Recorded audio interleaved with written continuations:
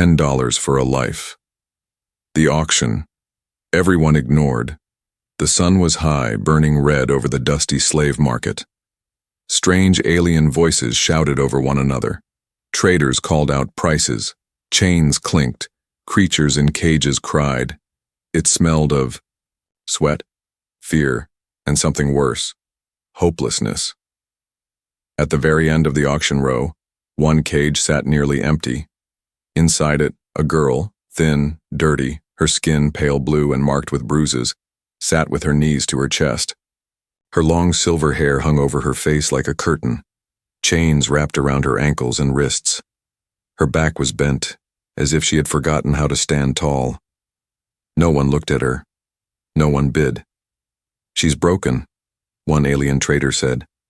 "Not worth feeding. She bit her last owner," another sneered. "Filthy thing. She won't last a week." A third laughed. "Even 10 credits is too much." A man walked through the market quietly. Human. His boots left small clouds of red dust behind. He wore a long coat and had a calm face, tired eyes. His name was Connor, but no one here knew him. He didn't look like a buyer, he didn't laugh or shout, he just watched. He passed beasts, warriors, slaves of all shapes, but when he saw her, the silent girl at the end, he stopped. The auctioneer, a large creature with oily skin, noticed him. "You interested in her?" he asked with a grin. "She's a joke, human. Doesn't talk, doesn't eat much. Barely alive." Connor didn't answer right away. He looked at her. Really looked. She didn't raise her head. "How much?" Connor asked. The crowd around him laughed. 10 credits, the auctioneer said. 10. You could buy a meal instead. "She's not worth even that," someone called out. But Connor didn't care. He reached into his coat and pulled out a small chip. 10 credits, he said. "I'll take her." The laughter stopped. "Wait, you're serious?" The auctioneer blinked. Connor nodded. "Open the cage." The auctioneer shrugged. "Your choice, human." The cage door creaked open. The girl flinched. Connor didn't move fast. He knelt slowly and placed a soft cloth on the ground. "Come," he said gently. She didn't move. "It's all right," he whispered. "You're free now." The words meant nothing to her. She had heard lies before, but something in his voice was different. Warm, not cruel. He didn't grab her. He just waited. After a moment, she crawled forward, slow, shaky, and stepped onto the cloth. Her chain still clinked, her eyes still low. Connor gently wrapped the cloth around her shoulders. She didn't look at him, but she didn't pull away either. He lifted her in his arms, light as feathers, and walked away. No one stopped him. No one cared. She was just a broken slave sold for 10 credits. But to Connor, she was not a thing. She was a life. Back at his small home on the edge of the desert, Connor placed her on a soft bed. The room was quiet, clean, simple. A kettle boiled in the corner. She sat up slowly, eyes wide. She had never seen a room like this. No chains. No guards. Connor brought a bowl of soup. "Eat," slowly. She stared at it, then at him. "It's not poisoned," he said softly. "You don't have to be afraid here." She touched the spoon, hands shaking. Then, slowly, she brought it to her lips. Warm, not bitter, not rotten. Tears filled her eyes. Connor turned away, giving her space. She ate every drop. When she finished, she looked at him again. Her lips moved, but no sound came. "You don't have to speak yet," Connor said. "Rest first." She lay back on the bed. The blanket was soft. She clutched it tight. He walked to the door, then stopped. "You're safe now, I promise." She stared at him as he stepped out. For the first time in years, she didn't feel like property. She felt, maybe, human. She was ready for pain. But he gave her a blanket. She woke up with a gasp. For a moment, she forgot where she was. Her hands reached for chains that were no longer there. Her body braced for a kick, a whip, Some pain, but there was only silence. Soft cloth brushed her skin. The bed was warm. A faint smell of food came from another room. Her fingers gripped the blanket. It wasn't rough. It wasn't stained. It smelled clean, like soap. She blinked. Light came through the window. Real light. Sunlight. Not the cold. Lights of cages. She turned her head. The human sat at a table, his back to her. He was making something in a small pan. Something sizzled. Steam rose. He turned slightly, as if sensing her eyes on him. "Morning," he said calmly. She flinched. He held up his hands. "Don't worry, no one's going to hurt you here." She sat up slowly. Her legs were still sore. Her back still ached. But her heart beat faster, for a different reason. Fear, mixed with confusion. He placed a tray at the end of the bed. A bowl of warm porridge, a cup of water, a folded cloth. "Don't know what your kind eats," he said, "but this is gentle on the stomach." She stared at the food, then at him. "No chains," she whispered. Her voice was soft, raspy. He nodded. "No chains ever again." She touched the bowl. It wasn't a trick, it wasn't a test. She took a small bite. Her eyes widened. It was real food. Tears gathered in her eyes, but she quickly wiped them away. He didn't watch her eat. He just walked to the shelf and picked up a small box. From it, he took out a cream bottle and fresh bandages. "Your wrists," he said gently, kneeling. "Can I help?" She froze. His hands didn't force her. He waited. After a moment, she held out. Her hands carefully, he cleaned the sores. The metal cuffs had dug deep. Blood and old dirt came off in pieces. He didn't flinch at the sight.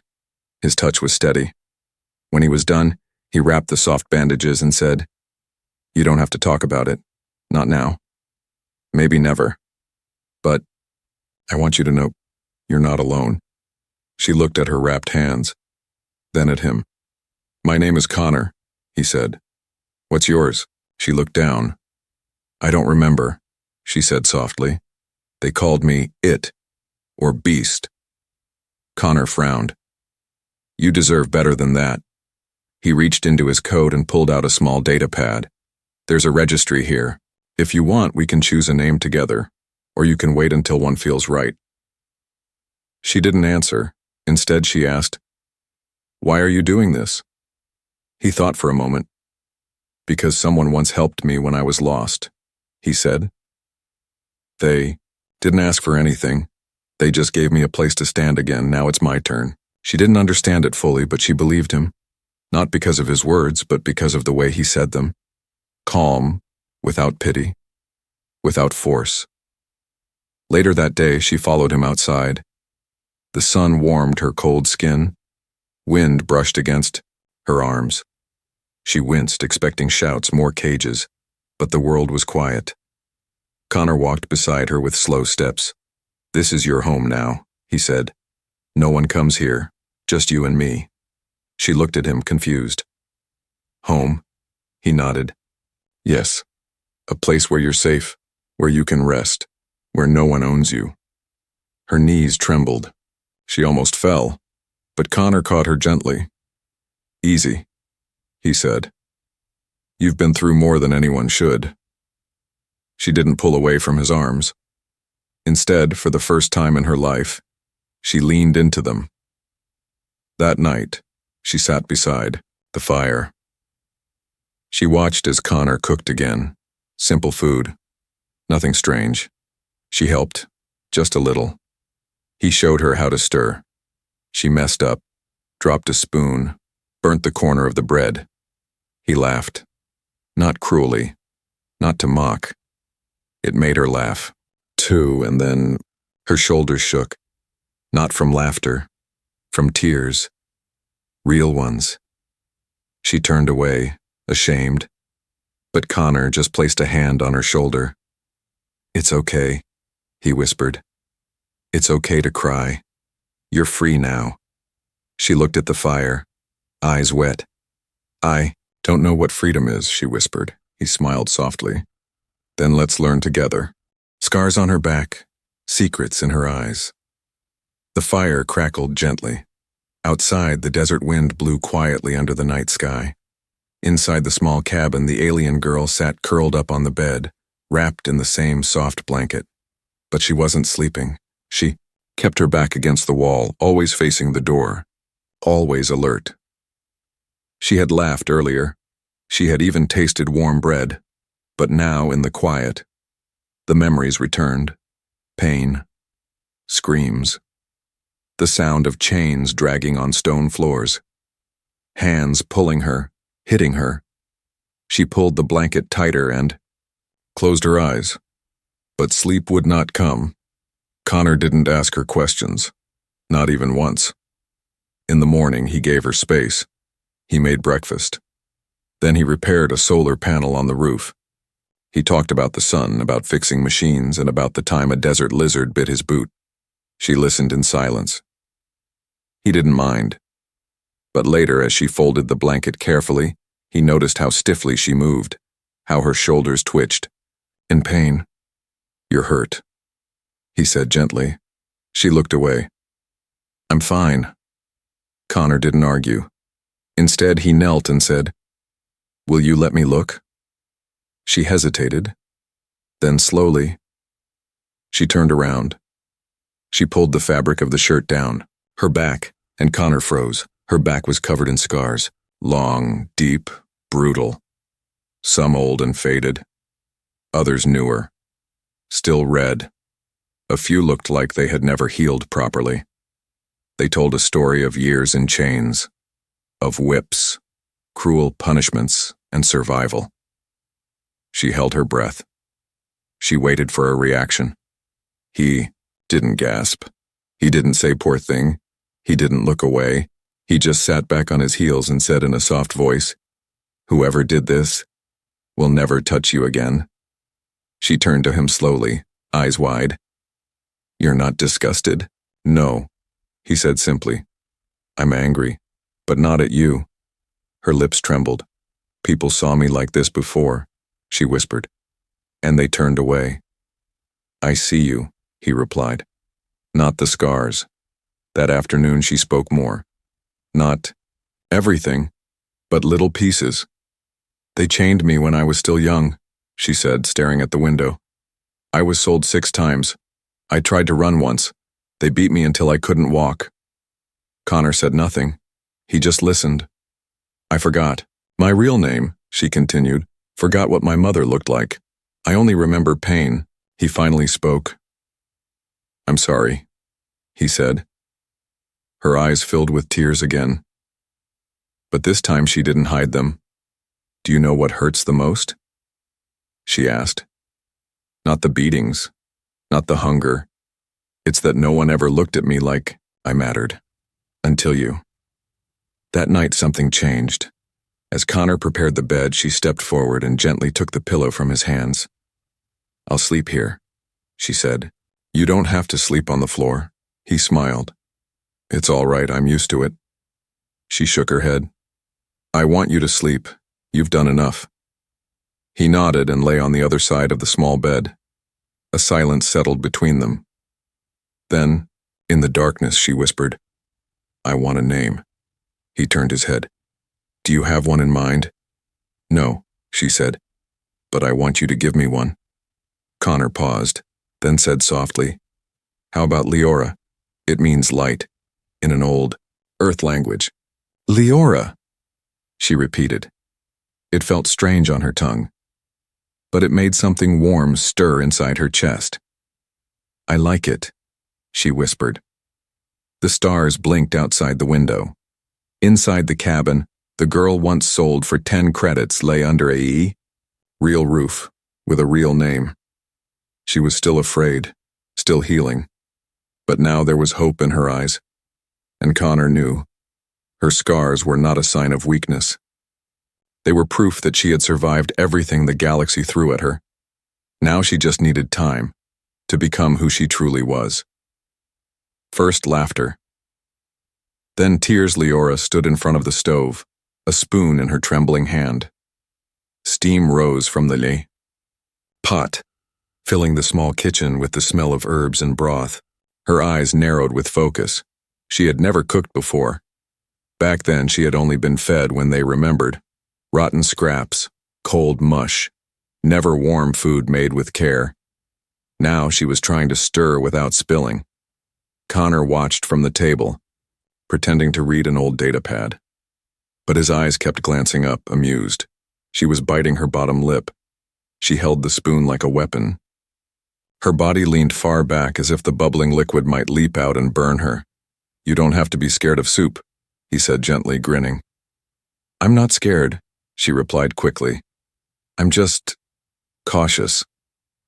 Connor chuckled. "You look like you're trying to defuse a bomb." Leora looked down, flustered, but her lips twitched, just slightly. "You're making fun of me," she said. "Only a little." The spoon slipped from her hand, splashing broth onto her tunic. Her eyes widened in horror.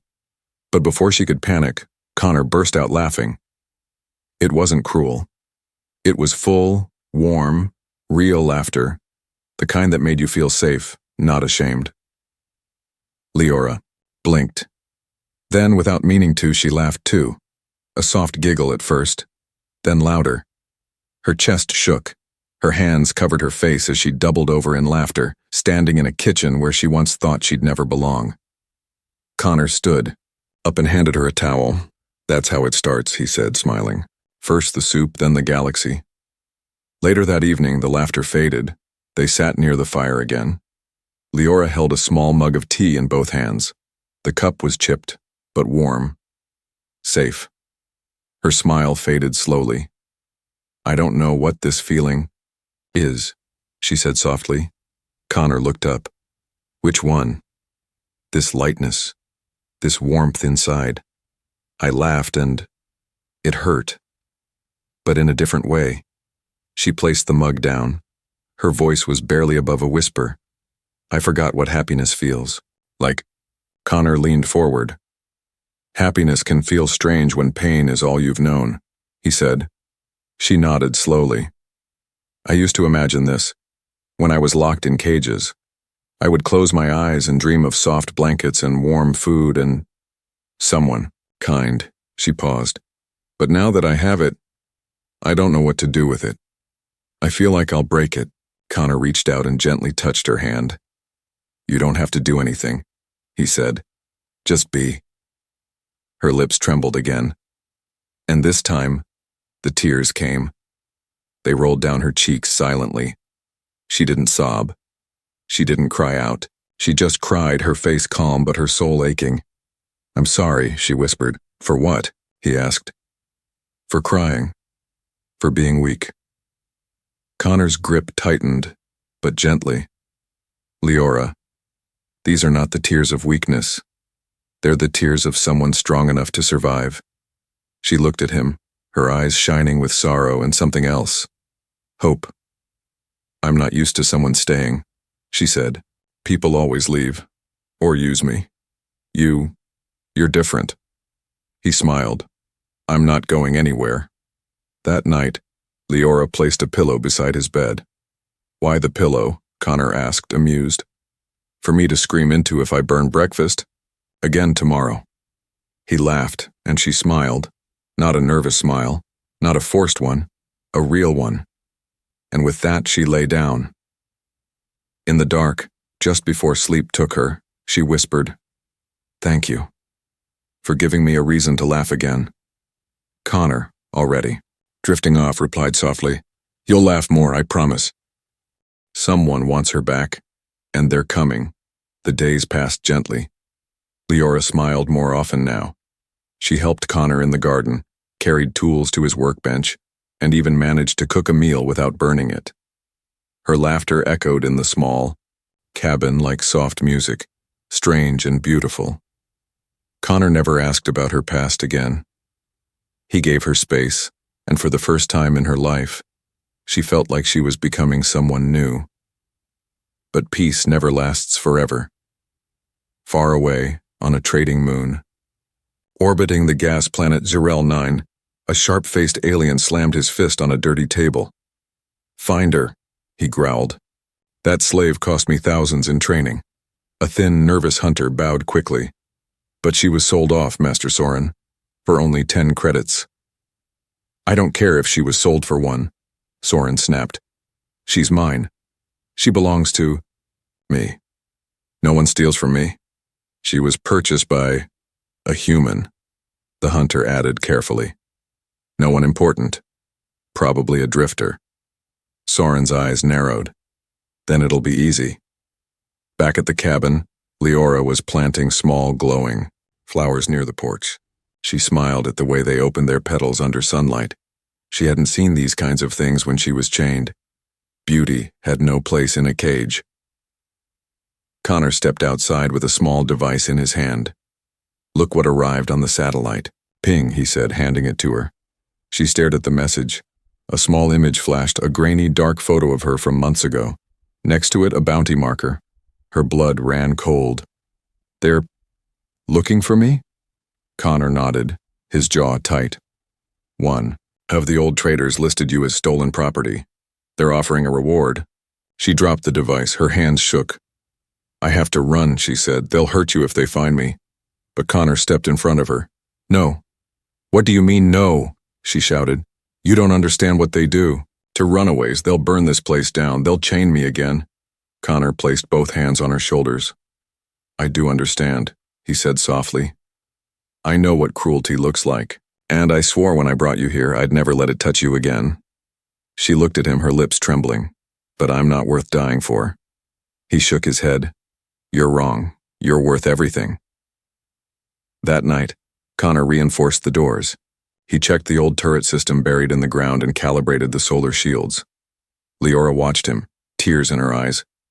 She didn't beg him to stop. Because deep down, a part of her wanted to stay. She wanted to stop running. To have something that was hers, finally. 3 days later, the ground trembled. Dust shook from the windows. Connor looked up from the bench. "They're here." Leora stood frozen at the doorway, her hands clenched. A black hunter ship landed beyond the cliffs. Out stepped 2 bounty hunters and 1 tall alien, Master Soren. His long coat swept the sand. His eyes burned with anger. He pointed at the house. "Bring her back. Alive or half dead, I don't care. The human too if he gets in the way." Leora turned to Connor. "I can't let them hurt you," she whispered. He smiled gently and handed her a small blaster. "Then, let's make sure they don't." The hunters arrive, and she stands to protect him. Dust swirled around the black ship as it landed. Connor stood near the edge of the porch, calm and quiet, watching the ship's hatch open. His old plasma rifle rested at his side. Beside him, Leora tightened her grip on the blaster he had given her. Her hands were shaking, not from fear this time, from fury. She wasn't just scared of going back. She was angry that they thought they could take her again. "They'll try to break me again," she whispered, staring at the rising figures in the dust. "Not if we break them first," Connor said. 3 figures walked toward the house. 2 bounty hunters in black armor and 1 tall alien in fine robes. "Master Soren," his voice carried in the wind. "Hand over the girl, human. You've had your fun, but she belongs to me." Connor raised his voice, calm but firm. "She's not property, she's not yours, and she's not going anywhere," Soren scoffed. "You paid 10 credits for her, Drifter. That makes you a buyer, not a hero." Connor stepped forward. "No, that made me a rescuer." Soren nodded to the hunters. "Then die like one." The first hunter raised his rifle, aiming at Connor. Before he could pull the trigger, a shot rang out. Leora fired. The blast hit the hunter's shoulder, knocking him to the ground. Everyone froze. She stepped forward, her small frame steady now, eyes glowing with something new. Not fear, defiance. "I'm not yours anymore," she shouted. "You broke my body. You tried to kill my spirit, but you failed," Soren growled. "You ungrateful little—" Connor fired next, hitting the second hunter in the leg. The fight began. Blasts lit up the sky like fireworks. Connor moved like a soldier, calm, skilled, efficient. He took cover behind a crate, drawing fire away from Leora. But Leora didn't hide. She stood in the open, breathing fast, heart pounding. The chains in her mind were gone. She wasn't a slave. She wasn't an object. She was Leora. She fired again, hitting the second hunter in the chest. One down. Soren growled and charged toward Connor. I'm going to take her back even if I have to drag her by the hair. But Leora stepped between them. No, she said coldly. You'll go through me first. Soren snarled and raised a blade. She didn't move. His blade came down, but Connor blocked it just in time. Their weapons clashed. Sparks flew. Leora jumped back and fired, a direct hit to Soren's arm. He screamed and fell to his knees. Connor aimed his rifle at the alien's head. Go ahead, Soren spat. Kill me! Connor lowered the rifle. No, that would be too easy. He looked to Leora. This is your choice. She stared at the man who once beat her, starved her, chained her like an animal. Then she said, without shaking, You're not worth my hate. I'm not afraid of you anymore.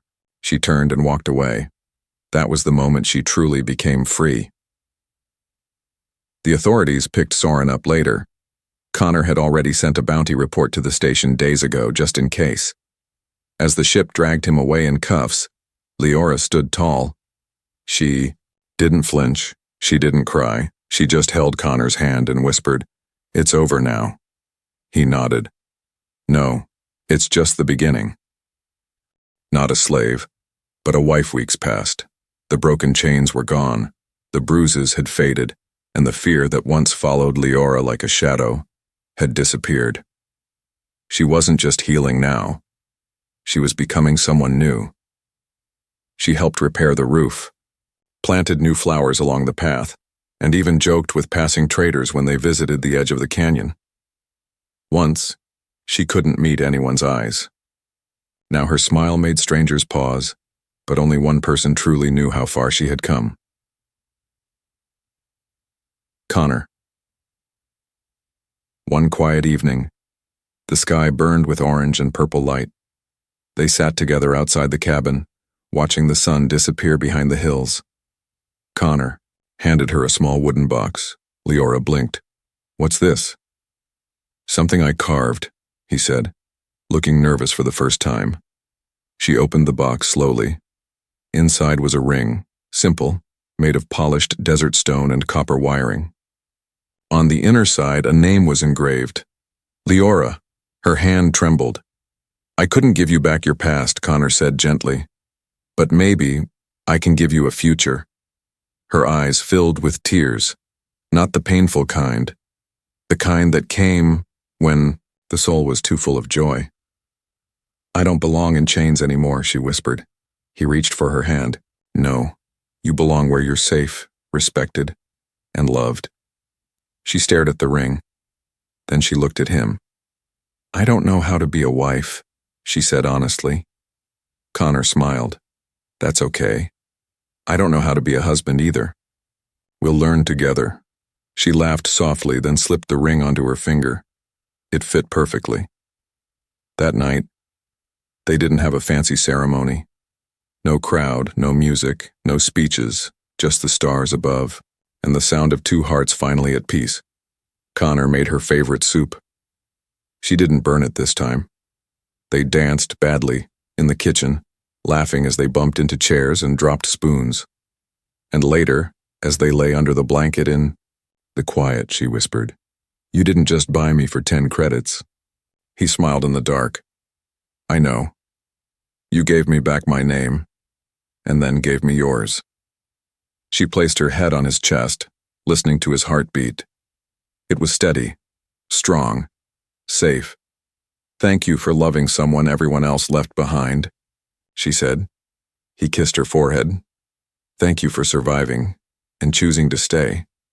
The galaxy still turned, but in a small cabin on the edge of nowhere, a girl once called Thing now had a name, a home, and a love no chain could ever steal. Again, she was never just a slave.